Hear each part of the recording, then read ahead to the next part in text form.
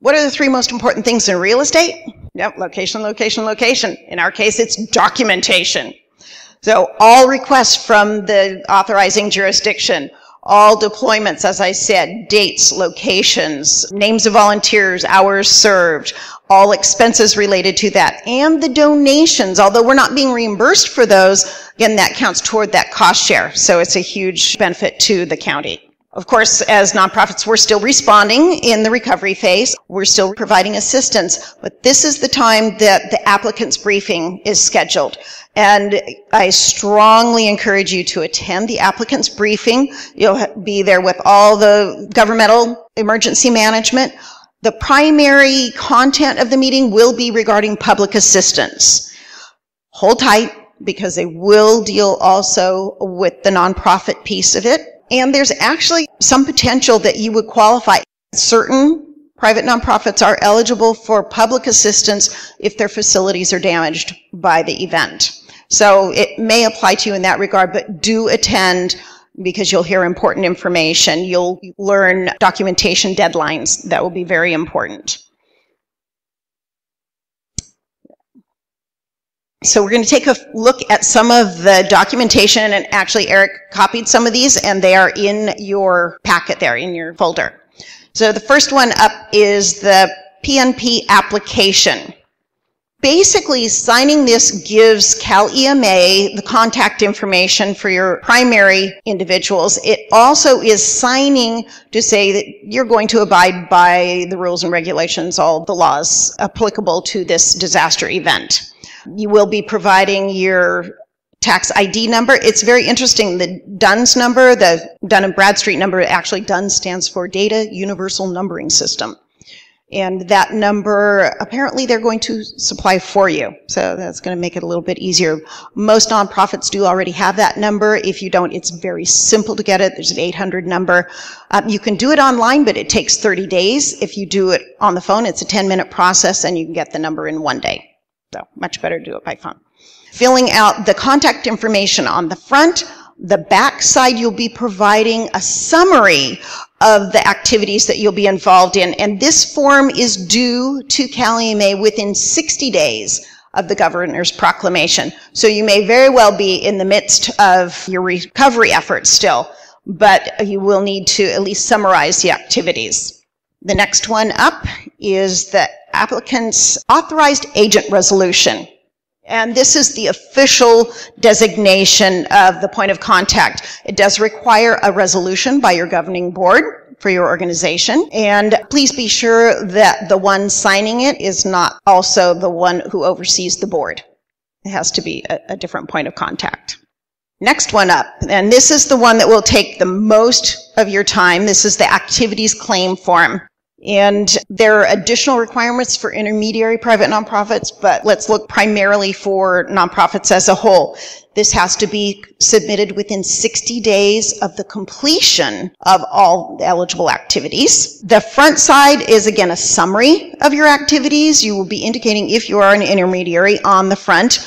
Intermediaries must include the activities of all the nonprofits they coordinate on this sheet. The back side of the form is where you will delineate the activities that took place. They provide 5 categories: labor, equipment, material, contract, and donated resources. Again, even though we're not being reimbursed, that gives the state an idea of what the value is of the resources donated toward that cost share. The claim form can be submitted prior to that 60-day period after the activities if you can prove that you are under financial hardship.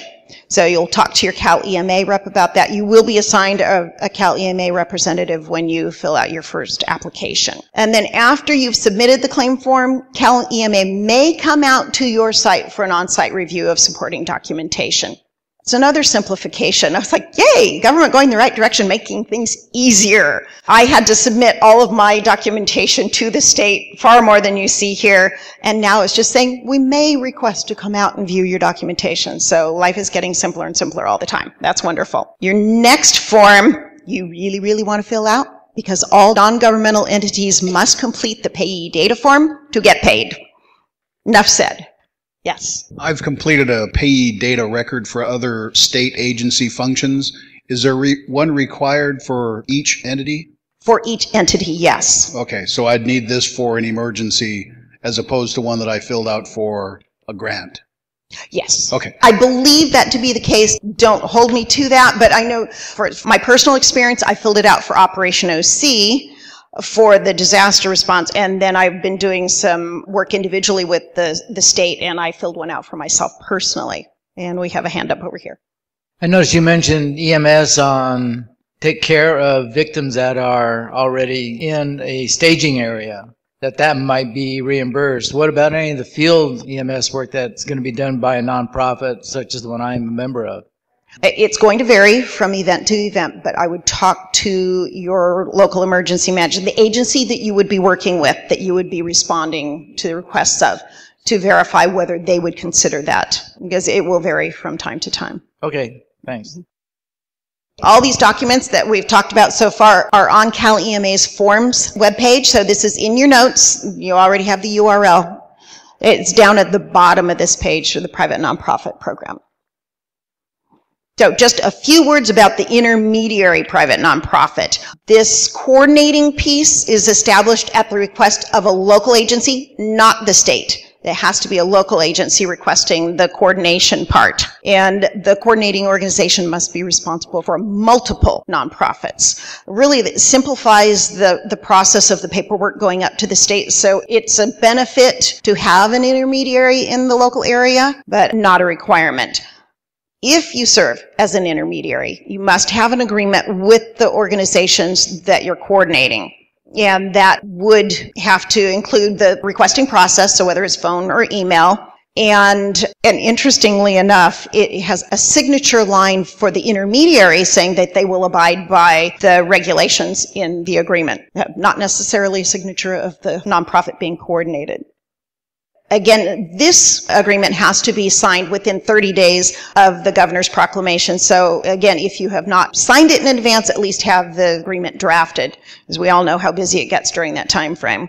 The agreement that the intermediary has with the local agency would include their requesting process down to the coordinated nonprofits. It also includes a list of those organizations. I included it as an appendix to our agreement so that it could be updated on a regular basis. Also, you want to include a copy of your agreement with the coordinated nonprofits in your agreement with your local agency. Okay, so then with the agreement with the nonprofits, I jumped ahead a little bit before, it includes the requesting process and that authorization statement. The activities claim form for the intermediary does include the activities of all the other nonprofits they're coordinating. And a key element here is you are also taking on the responsibility to coordinate their request for reimbursement. So you submit their paperwork and you also disperse the funds when they are awarded. So just a couple more details. There are a couple pieces in here. For the intermediary, your time spent coordinating will be a major portion of what you're asking reimbursement for. So this is FEMA's Force Account Labor Summary. It's a simple way to keep track of your hours. It changed how I record my hours. I happen to be a part-time employee. I'm only paid 20 hours a week, but I was working 60 hours a week. So I had to record my regular hours, my overtime hours that still counted as regular, up to the 40, and then my overtime hours. All of this has to be documented, including a benefits rate by percentage. So the next form, and URLs at the bottom of the slide, is the benefits calculation worksheet. So you can be sure to include all the little details of every little piece and the percentage for that aspect. Okay, so now those last details. Whereas we've been talking about the state and local governments having to do the cost share for nonprofits, that's not the case. They reimburse nonprofit organizations 100% the expenses. So to answer the question from earlier, 100% of the expenses. That was a surprise to the Cal EMA folks I was working with because Operation OC was the only nonprofit to submit for reimbursement from the December storms, 2010. So it was a new process for them too. We were both kind of trying to feel our way down the path, cutting away the jungle and finding our way through. So it was a learning process on both sides, and I think a lot was accomplished through that. So 100% of your eligible expenses. And because of the amount of paperwork, nobody wants to do this for less than $1,000 reimbursement. If for some reason there's a grievance in the determination that Cal EMA has made, you think you should be reimbursed for the full amount and they say, well, no, this does not qualify, there is a fair hearing process. And then you are required to maintain all documentation for 3 years. I would hold on to it a lot longer than that. So with that, I want to thank you for your time and attention. I hope this will smooth the path for you should you ever need to make use of this program. And are there any other questions regarding this program? Do you have any documents that people filled out ahead of time so it helped them with these forms? Like any wage forms? Like UCSB, we have forms in everyone's car. So at the time of a disaster, they start to fill out the forms of what they did differently during that day, because the state, for us, reimburse employees that are doing a different job than they would normally. So that's what we try to capture. So we have forms that they start documenting exactly. So did you have any pre-existing forms that your nonprofits can start working on this? Operation OC did not have pre-existing forms. I worked just off my regular timesheet and just transferred the information to the FEMA forms. Calvary Chapel West Grove, True Hope, the group that gave over 1,200 hours, had their own, because they generally go out as large groups, they had their own forms to fill out. In the future, we will be developing forms that all of our groups will use, so it's similar format for everybody's information input. Other questions? Vicki, I'm from Sanson Medical Clinic. We are a nonprofit, but when I saw this ad for disaster cost reimbursement, I was thinking, we're looking for a reimbursement for some of our medical expenses, for supplies and stuff during the event of an emergency. Would we qualify for this? Again, I point you to your local agency that you would be signing this agreement with, because they would be the ones to determine whether that qualified as an eligible expense. But since it is already covered under the sheltering aspect of donated resources, I'd say there's a likelihood that that could be reimbursed. But again, every event will be different. Other questions?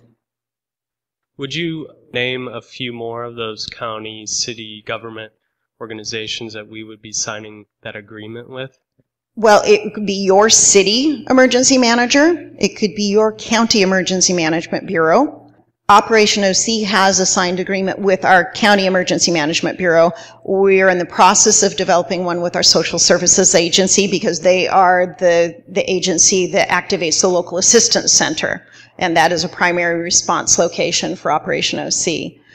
Healthcare agency. Actually, for those of you with the medical questions, you might inquire with your healthcare agency whether they would be requesting your assistance, and if you could come under a request from them.